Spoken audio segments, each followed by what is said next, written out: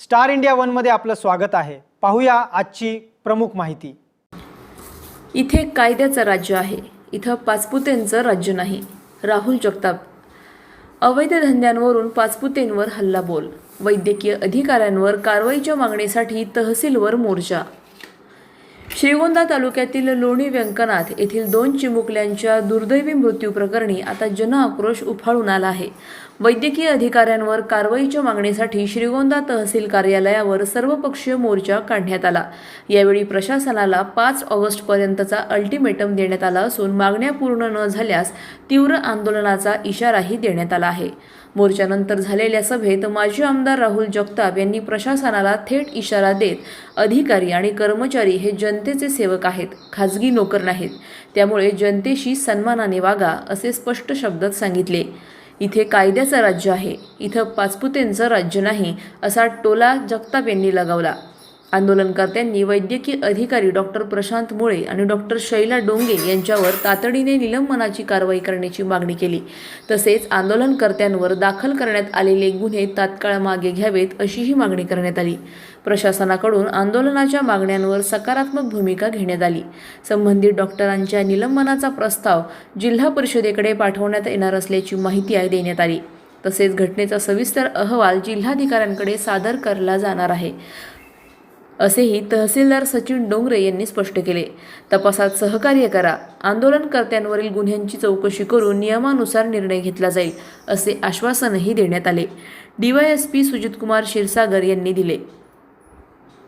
माजी आमदार राहुल जगताप, राज्य बाजार समितीचे सभापती बाळासाहेब नहाटा, नागवडे कारखान्याचे चेअरमन राजेंद्र नागवडे, मनोहर पोटे, हरिदास शिर्के, स्मितल वावळे, टिळक बोस आदींनी मनोगत व्यक्त करत कारवाईची मागणी केली। Sarjerao Salve, star India one news, Shrigonda.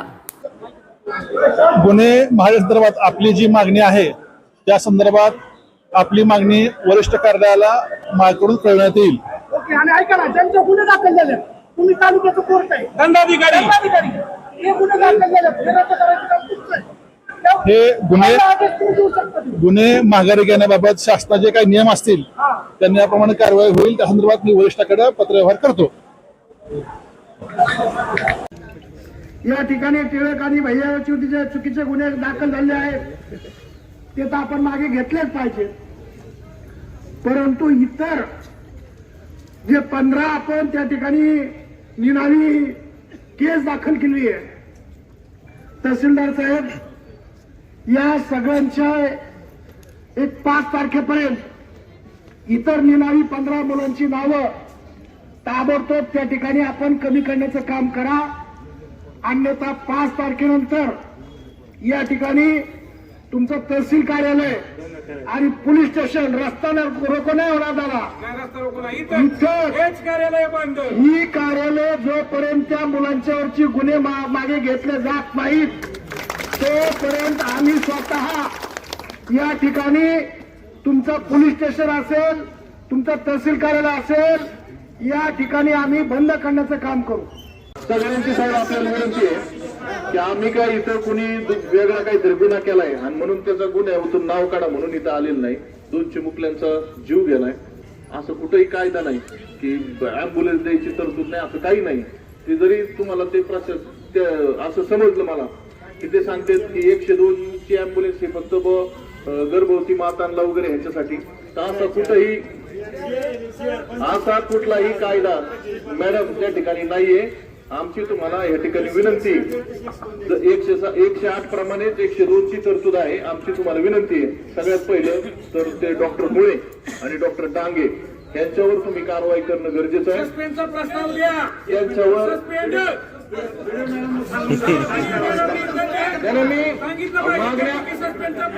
मागण्या कानावर घालतो, 1 मिनिट थांबा। त्या दोघांच्यावर तुम्ही काय 1 मिनिट, त्या दोघांच्यावर आपण काय कारवाई करणार हे इथं सांगितलं पाहिजे। दुसरी गोष्ट तहसीलदार साहेबांना विनंती आहे की साहेब जर न्याय मागायला गेलं आणि प्रश्न उपस्थित करणार असू आणि मग गुन्हे दाखल होणार असतील तर आज आमच्या सहित सगळ्यांवर शेंगे साहेबांना गुन्हे दाखल करा। एक तर या दोघांचे आणि त्या 15 लोकांचे गुन्हे रद्द करावे लागतील नाही तर आमच्या सगळ्यांवर तुम्हाला आम्ही स्वतः विरोधी होतो. पहिलं माझं नाव टाका, दादांचं टाका, आमचंच नाव टाका, काय अडचण नाही. जर न्याय मागायला गेल्याच्या नंतर तुम्ही गुन्हे दाखल करणार असतील तर इथं साहेब कायद्याचं राज्य, इथं पाचपोत्यांचं राज्य नाही, हे तुम्ही आधी समजून घ्या. आता झालं तेवढं पुष्कळ झालं, म्हणजे ते असते ना नव्याचे 9 दिवस, आता ते संपलेले. आता प्रत्यक्षात काय काय कारवाई करणार आहेत आणि काय नाही हे तुम्हाला प्रत्यक्षात सांगावं लागेल ना. आम्ही 5 तारखेपर्यंत जर आदरणीय दादाने सांगितलं तसं, नाही तर 5 तारखेच्या पुढे साहेब तुम्हालाही खुर्चीवर बसून देणार नाही आणि तिकडे पोलीस स्टेशनलाही खुर्चीवर काय गुन्हे दाखल करताना ह्याच्या पलीकडे काय करणार. आणि आम्ही कुठं कोणाचा विनयभंग केलाय किंवा चोऱ्या केल्या, तुम्हाला प्रश्न विचारला म्हणून गुन्हे दाखल होणार असतील ना, त्याच्याने आम्हाला काही फरक पडणार नाही. मगाशी बरेच जण म्हणले आदरणीय राजेंद्र असतील, मी असेल, आम्ही सगळे विरोधक आहोत, मग गप्प का. आम्ही गप ह्याच्यासाठी होतो की आम्ही काही जरी बोललो, आम्ही किती वस्तुस्थिती आरडून ओरडून मांडली तरी सगळे म्हणायचे हे विरोधात आहेत म्हणूनच हे बोलतेत. फक्त आभार. पाण्याचा विषय सांगितला की ह्यांना राजकारण आणायचं, मातीचा विषय आणला की ह्यांना राजकारण आणायचं. कुठलाही गोव्या घोट्यापासून अगदी बाळासाहेब तुमच्या गावात इंग्लिश चिकन सुरू झालं ह्याच्यापर्यंत कुठलाही विषय मांडला तर ते लगेच काय म्हणायचे, ह्याला राजकारण करायचं. आणि म्हणून आम्ही फक्त बघत होतो की आम्ही जे मुद्दे सांगतो हे प्रत्यक्षात सर्वसामान्य माणसांच्या कधी लक्षात येतील ह्याची आम्ही वाट बघतो. आणि म्हणून आबा ज्यावेळेस जसं आपण दिल्लीतलं पाहिलं, एक वस्तुस्थिती सर्वसामान्य माणसांच्या पुढे ज्यावेळेस आली, त्याची एक चिंगारी पेटली आणि पेटल्याच्या नंतर अक्षरशः केंद्रीय मंत्र्यांना सुद्धा राजीनामा द्यावा लागला. पाण्याचे प्रश्न असतील, रस्त्याचे प्रश्न असतील, दूध भेसळीचे असतील, या कुठल्याही विषयावर कुणी जरी बोललं तरी तो आता म्हणजे थोडक्यात आपण पाकिस्तानी झाल्यासारखं झालं. काही बोललं तर ह्याला राजकारण करायचं, ह्याला विरोधात काम करायचं, विरोधक काय मग बोलत राहणार. मूळ मुद्दा काय आहे की त्या डॉक्टरनी 102ची अँब्युलन्स जर दिली असती तर हे जो प्रकार घडलाय हा प्रकार घडला असता का. या गोष्टीवर खरं आपण सगळ्या बारकाईने विचार केला पाहिजे की फक्त अँब्युलन्स द्यायची होती, अँब्युलन्स होती, ड्रायव्हर होता, सगळं होतं. अँब्युलन्स दिली असती तर आपल्या त्या 2 छोटी बालकं आज जिवंत असतात. टेंगे साहेबांची जी भूमिका आहे या भूमिकेच्या बाबतीत आपण सगळेजण त्यांच्या विरोधात या ठिकाणी इथे उपस्थित आहोत. मला त्यांनाही सांगायचंय की साहेब हा श्रीगोंदा तालुका आहे, इथं तुम्ही एका पक्षाच्या नेत्यांचं ऐकून जर काम करणार असतात तर हे इथं कुणी त्या ठिकाणी सहन करून घेणार नाही. या अगदी ठेंगे साहेब असतील, नाही तर तहसीलदार साहेब असतील, त्या सगळ्यांना मला या मोर्चाच्या निमित्ताने एवढंच सांगायचंय की आता सर्वसामान्य माणसाच्या लक्षात आलेलं आहे की धारीतल्या सूत्राचार्याची भूमिका याचपर्यंत ज्या पाचपुते कुटुंबांनी बजावली ती भूमिका आबा तशीच इथून पुढच्या काळात सुद्धा चालू आहे. पहिलं तरी थोडंफार वाळू पुरतच मर्यादित होतं, आता तुम्हाला सांगतो वाळू आणि काष्टीतले ड्राफ्ट पुरतच मर्यादित होतं. आता गोव्यातून गुटक्यातून अगदी जनावरांच्या गाड्या सुद्धा आडून त्याच्यात सुद्धा पैसे कमवण्याचं काम त्या ठिकाणी चालू आहे. काळी माती तर बाळासाहेबांची इथं तर ते टिळक जी तुम्ही म्हणले ना की लोणीत काय येऊन थांबली, तर लोणी खाण्यासाठी ती लोणीत येऊन थांबली.